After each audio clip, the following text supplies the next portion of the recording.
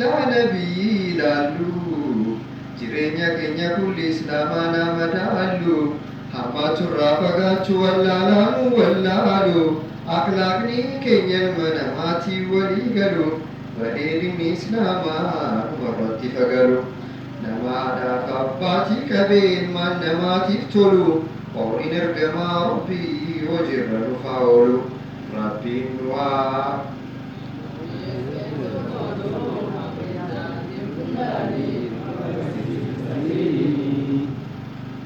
Bareedinni islaamaa manarraa jalqabaa dubbii haadhaaf abbaarraa waan hin dhaammadhu qaba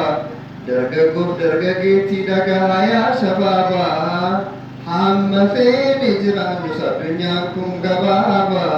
wanti ijaaramee jiru hundisaa ulaa qaba ulaa jannata keetiif jabeeffadhaadhaaf abbaa shirkiin taanse waan jaraa jabeesse rabbiin jabaan خدمتو هو كبا فايدة دنيا ديني إسلام ماني فبانا وغرسيس نصر ديني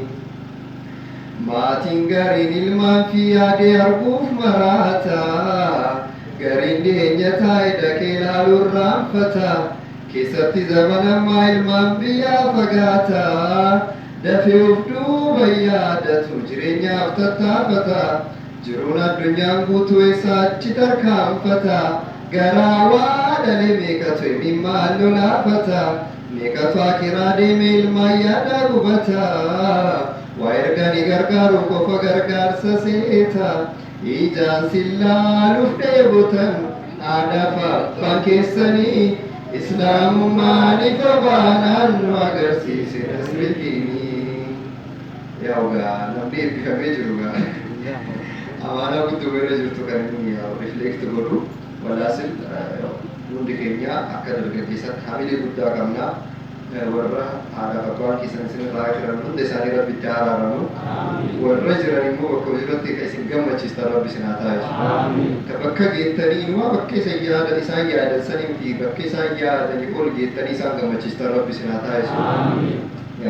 yeroo hundaan jedha haalli hawaawwan keenya abboonni keenyatti miidhamanii asitti dubarsiisu jira jireenya alaa kana jiru gaafuma si bahin arge obboleeyyetti wallahi bakka zayitiin geette bakka shunkurtiin geette bakka naannoo keenya kana xaafiin nyaatan bakka xaafiin geette gaafuma si bahin arge obboleeyyetti jannata keessa ture lakka jireenya laafaa keessa ture jiru akka qaala'ee kana keessattuu warri magaalaa jira ilmaa fi barsiifachuuf daftara ana